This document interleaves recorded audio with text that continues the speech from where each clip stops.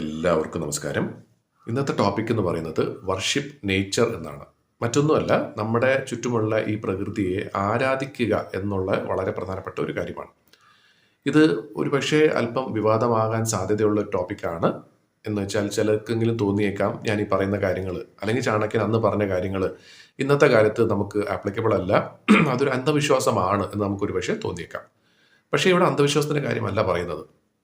അദ്ദേഹം പറയുന്ന ആദ്യത്തെ ഒരു പോയിന്റ് എന്ന് പറയുന്നതാണ്, ഭാരതത്തിൽ പണ്ട് മുതലേ ശീലിച്ചു വരുന്ന ഒരു കാര്യം എന്ന് വെച്ചാൽ, ഒരു ദിവസം രാവിലെ എഴുന്നേറ്റ് കഴിഞ്ഞാൽ ആ വീട്ടിൽ വളർത്തുന്നോ അല്ലെങ്കിൽ ചുറ്റുമുള്ള ഏതെങ്കിലും മൃഗങ്ങളുണ്ടെങ്കിൽ, പ്രത്യേകിച്ചും പശുക്കളുണ്ടെങ്കിൽ ആ പശുക്കളെ ആരാധിക്കുക. അതിനുശേഷം മാത്രമേ, പശുവിന് എന്തെങ്കിലും കൊടുത്താൽ മാത്രമേ ആ വീട്ടിൽ ആരെങ്കിലും ആഹാരം കഴിക്കൂ.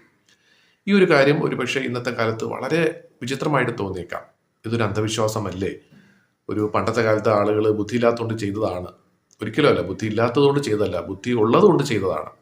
കാരണം അവരുടെ ഒരു പോയിന്റ് എന്തായിരുന്നു വെച്ചാൽ, പശു നമുക്ക് ധാരാളം ഗുണം ചെയ്യുന്ന ഒരു മൃഗമാണ്. പശുവിൻ്റെ പാല് നമ്മൾ ഉപയോഗിക്കുന്നു, പശുവിൻ്റെ ചാണകം പണ്ടത്തെ കാലം മുതൽ നമ്മൾ പല കാര്യങ്ങൾക്ക് വേണ്ടി ഉപയോഗിക്കുന്നു.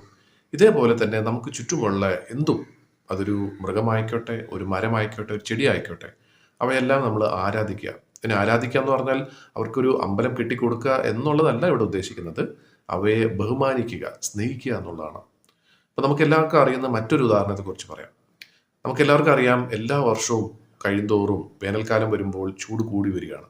അതിൻ്റെ പ്രധാനപ്പെട്ട കാരണം എന്താണെന്നുള്ളത് നമ്മൾ ആരും പഠിപ്പിക്കേണ്ട ആവശ്യമില്ല. കുട്ടിക്കാലം മുതലേ നമ്മൾ പഠിക്കുന്ന ഒരു കാര്യമാണ്, മരങ്ങളെ വെട്ടി നശിപ്പിച്ചാൽ തീർച്ചയായിട്ടും മഴ കുറയും.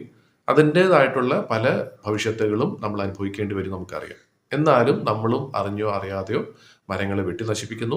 ഇനി അഥവാ ഞാനായിട്ട് വെട്ടി നശിപ്പിച്ചില്ലെങ്കിലും ഞാനൊരു മരം നട്ടു വളർത്തുന്നുണ്ടോ എന്നുള്ളൊരു ചോദ്യം പലരും അവരോട് തന്നെ ചോദിക്കാറില്ല. അപ്പോൾ ശരിക്കും നമുക്കറിയാം, ചുറ്റും മരങ്ങളുള്ള ഏതൊരു സ്ഥലവും അല്പം തണുപ്പായിട്ട് തന്നെ ഇരിക്കും.